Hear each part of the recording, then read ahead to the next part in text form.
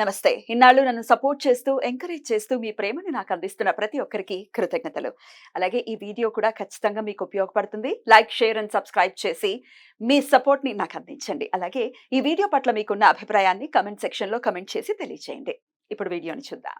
నమస్తే. Welcome to our channel. నేను పద్మిని. ప్రస్తుతం మనతో పాటు ప్రముఖ astrologer, numerologist and life coach Sudha గారు ఉన్నారు. మాట్లాడదాం. సుధా గారు నమస్తే అండి. నమస్కారం పద్మిని. బాగున్నారా సుధా గారు? ఫైన్. నువ్వు ఎలా ఉన్నావు? నేను బాగున్నాను. After long time. కరెక్ట్. ఏయో పనులు తెలుసు కదా, నీకే ఆల్రెడీ చెప్పాను కదా. నడిచిపోతుంది అంతే, life has to go on. Good to see you again. Yeah, thank you. Right. మీరు చాలా ఏళ్ల నుంచి ప్రాక్టీస్ లో ఉన్నారు ఆస్ట్రాలజీ అనేది. అది నాకు తెలుసు. నాకు పర్సనల్ గా కూడా చాలా ఏళ్ల నుంచి కూడా పరిచయం మీరు.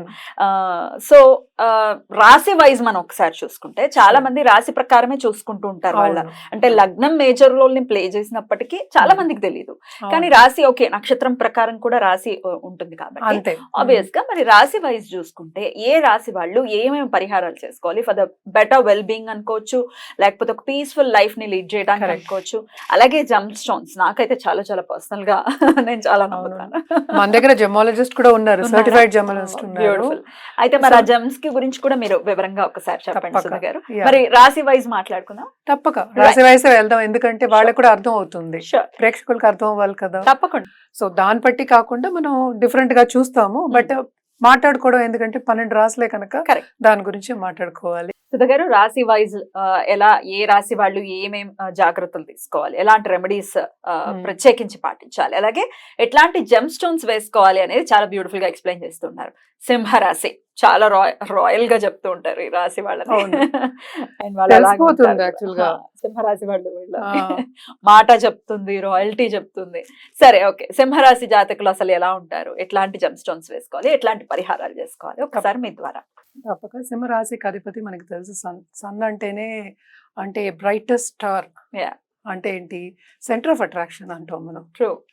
సో అలాగే సింహరాశి వాళ్ళకి కూడా సెంటర్ ఆఫ్ అట్రాక్షన్ ఉండాలి అనేది ఒక కోరిక ఉంటుంది. అంటే దేంట్లో అయినా నేను పై చేయి ఉండాలి అనేది ఒకటి ఉంటుంది ఫస్ట్.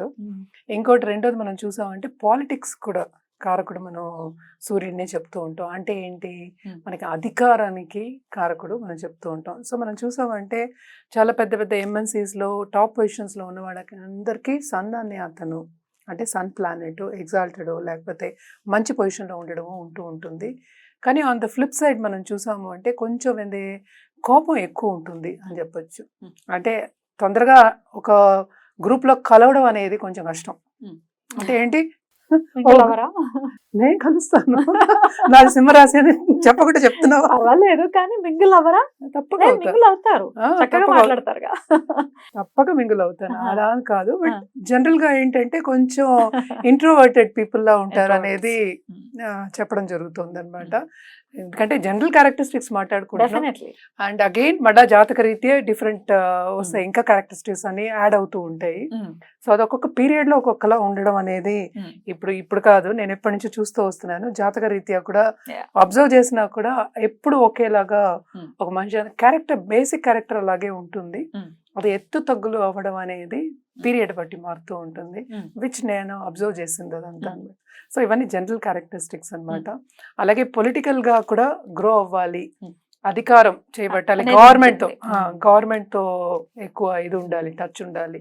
ఇవన్నీ మనం సింహరాశి వాళ్ళకి చెప్తూ ఉంటాము. అండ్ పై పొజిషన్కి రావాలి అనేది ఒక ఆతృత అనేది ఒకటి ఉంటూ ఉంటుంది అనమాట. అదొక కోరిక అనుకుంటా నేను. అలాగే నాకైతే నీకు తెలుసు, నాకు చదువు అంటే చాలా ఇంట్రెస్ట్, ఏదో ఒకటి చదువుతూనే ఉంటాను. సో ఇట్ కమ్స్ అగైన్, దాంట్లో ఉన్న నక్షత్రాలు బట్టి డిఫరెన్సెస్ వస్తూ ఉంటాయి. మనం ఎక్కువ ఎప్పుడైనా చెప్పేది ఈ రాశి వాళ్ళకి కెంపులు చెప్తాము. అది కూడా జనరల్ గా చెప్పేది ఏంటంటే 3 క్యారెట్స్ పైన అంటాము. Colour is very important. దీనికి కూడా రూబీస్ కూడా లైట్ కలర్ నుంచి మీడియం కలర్ వరకు చెప్తాం. నేను ఇందాక చెప్పినట్టు చాలా డార్క్ కలర్ అయితే ఇట్ బికమ్స్ బ్లాక్ అనమాట, అంటే బాగా నల్లగా కనిపిస్తూ ఉంటుంది. సో మనం ఎప్పటికైనా 3 C's నేను చెప్తూ ఉంటాను, కలర్, కట్, క్లారిటీ. ఆ క్లారిటీ అనేది కరెక్ట్గా ఉండాలి, ఎందుకంటే light has to pass through. ఎందుకు మనం వేసుకుంటాం, మనం వేసుకున్న ఒక ఉంగరం కానీ లేకపోతే ఒక లాకెట్ కానీ ఎలా ఉంటుంది, అది వెనకాతల గ్యాప్ ఉంటుంది. అంటే ఏంటి, ఒంటి మీద టచ్ అవ్వాలి అని చెప్తూ ఉంటాం. సో టచ్ అవ్వాలి అంటే అది క్లారిటీ ఏమిటి, అక్కడ లైట్ ఎనర్జీ అనేది మనకు వస్తుంది. అంటే ఆ ప్లానెటరీ ఎనర్జీ దాంట్లోంచి మనకి పాస్ అవుతుంది అనేది మనం నమ్మకం మనం వేసుకున్నప్పుడు. ఆ ప్లానెట్ ఎనర్జీ మనకు వస్తే రిజల్ట్స్ మనకి వస్తాయి, Mm. మంచి రిజల్ట్స్, పాజిటివ్ రిజల్ట్స్ వస్తాయి అనేది. సో చాలా మంది కోరికలు ఏంటంటే ఒక్కొక్కరికి ఒక్కొక్క కోరిక ఉంటుంది. సో ఇట్ ఆల్ డిపెండ్స్ నీ గోల్ ఏంటి లైఫ్లో, దాన్ని బట్టి జాతకం పరిశీలించినప్పుడు ఒక జాతిరత్నం ఇవ్వడం అనేది జరుగుతుంది అనమాట. అది కూడా ఎప్పుడు నేను చెప్పేది ఏంటంటే జెమాలజిస్ట్ దగ్గర తీసుకోవడం అనేది మంచిది. ఎందుకంటే వాళ్ళు పరిశీలించిన తర్వాత సర్టిఫైడ్ జెమ్స్ అనేది తీసుకోవడం వెరీ వెరీ ఇంపార్టెంట్.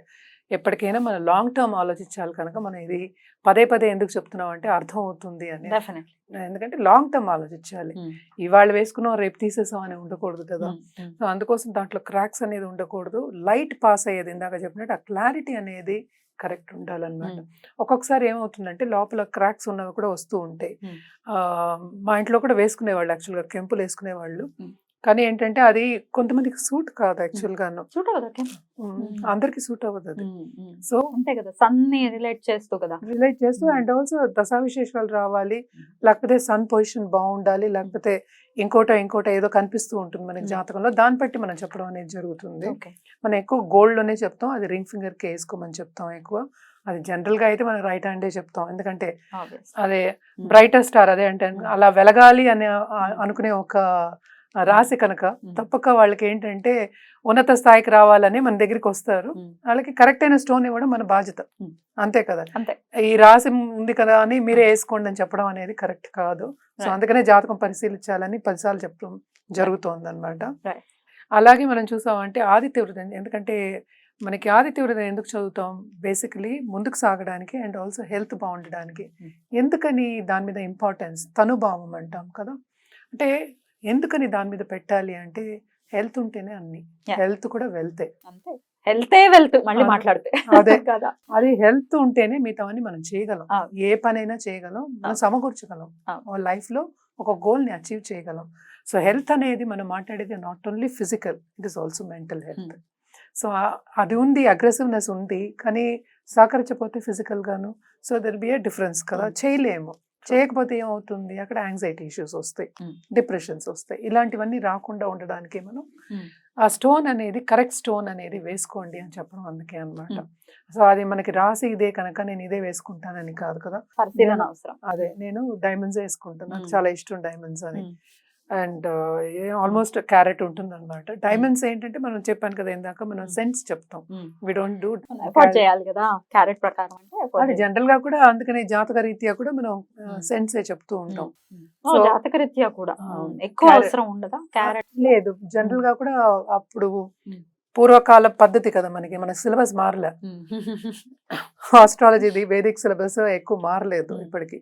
మిగతా వాళ్ళలాగా ఫస్ట్ స్టాండర్డ్ సెకండ్ స్టాండర్డ్ లాగా మనకి మారలేదు, లేకపోతే 12th లేకపోతే BSc MBA అలా ఏం మారలేదు, అప్పటి నుంచి వస్తుంది కనుక. అప్పుడు తక్కువ ఉండేవి డైమండ్స్, ఎక్కువ దొరికేవి కాదు కదా, అండ్ ఆల్సో చాలా ఖరీదుగా ఉండేది, అందరూ అఫోర్డ్ చేయలేకపోతే, అందుకోసం అని సెన్సే చెప్పేవాళ్ళు.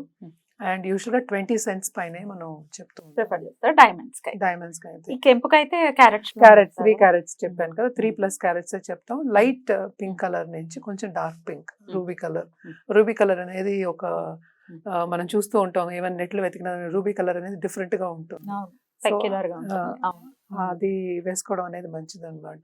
పరిహారాలు అయితే ప్రత్యేకించి వీళ్ళు ఆదిత్య హృదయం ఆల్రెడీ చెప్పారు, ఇంకేమైనా ఉంటాయో చేసుకోవడం? నవగ్రహ శాంతి పూజ చేసుకోవడం అనేది మంచిది. ఎందుకంటే నవగ్రహానికి ఎప్పుడు చేస్తామంటే, అన్ని గ్రహాలకి చేస్తామంటే, సూర్య మెయిన్ కదా మనకి గ్రహాల్లో. సో అన్ని మనకి సహకరిస్తాయి, వస్తాయి, అంటే ఇన్ లైన్ వస్తాయి, మనకి సహకరించి ముందుకు తీసుకెళ్లే దశ వస్తుంది మనకి అని నవగ్రహ శాంతి పూజ అంటాము. అలాగే పరిహారాలు చేయాలంటే సండే వెళ్ళి పరిహారం కాకుండా ప్రదక్షిణ చేయడం 11 సార్లు, 54 సార్లు, లేకపోతే 108 సార్లు చేయడం అనేది మంచిది అనమాట. ఇంకోటి ఏంటంటే హనుమాన్ చాలీసా కూడా చదువుకోవచ్చు మనం, బాగుంటుంది. హనుమాన్ చాలీసా మనకు తెలుసు, గురువు హనుమంతుడికి సూర్యుడే. సో అంతకన్నా మించి మనం ఏం చేయగలం, ఏ దేవుణ్ణి చేసినా, ఏ దేవతని చేసినా మనకి బెనిఫిట్ రిజల్ట్సే వస్తాయి. మన గ్రహాలకి చెప్పినప్పుడు మాత్రం ఏంటంటే సూర్య జపం, సూర్య దానం చేయమంటాం, అండ్ ఆల్సో వీట్ చేసుకుంటాం. అలాగే స్పెషల్గా ఏంటంటే చేయాలి అంటే, ఎప్పుడు నేను పిల్లలకి స్వీట్స్ చేసి పెట్టమని చెప్తాను, అంటే చిన్న పిల్లలకి బెల్లంతో పంచి పెట్టమని చెప్తూ ఉంటాను అనమాట. మన వాళ్ళందరూ అవే పండగలు బొప్పాలకి ఇవే చేసుకునే వాళ్ళం మనం, బెల్లం, నువ్వులు చక్కగా రెమెడీస్ అప్పుడే అయిపోయాయి. అవన్నీ అన్ని ఇప్పుడు అయిపోయి చూడటం లేదు, పక్కన లేదు, లేదు. ఎవడు చూడ్డాలు లేదు. అది కాదు కొండం, అవి ఎలా ఉంటాయో తెలియదు, అవి కొండం, అవి పెట్టడం ఇట్లా. సో ఇవన్నీ ఏంటంటే ఆ పద్ధతిలో ఏమేమి సీజన్లో ఏమేమి వచ్చాయి ఆ పద్ధతులు, ప్లస్ ఏంటంటే ఈ గ్రహాలకి ఇవి చేయమని వాళ్ళు అసైన్ చేస్తున్నారు. ఇప్పుడు మ్యాథ్స్ లో మనం ఎలా అసైన్ చేస్తాం అలా అసైన్మెంట్సే కదా ఇది. సో అది చేస్తే మనకి హెల్త్ కి, అంటే ఫిజికల్ హెల్త్ ఫస్ట్ బాగుంటుంది, ఫిజికల్ హెల్త్ బాగుంటే మెంటల్ హెల్త్ బాగుంటుంది. Right. ఒక పని చేయగలం, నలుగురిని ఏంటంటే మనం పైకి తీసుకురాగలం అనే ఖచ్చితంగా ఒక ఉద్దేశం మీదే అది సనాతన ధర్మం అనేది పెట్టారనేది నా ఉద్దేశం అన్నమాట. ఖచ్చితంగా. రైట్ అండి, చాలా చక్కగా వివరించారు. ఇక నెక్స్ట్ ఎపిసోడ్ లో కన్యా రాశి గురించి మాట్లాడుకుందాం. థ్యాంక్ యూ అండి, నమస్తే.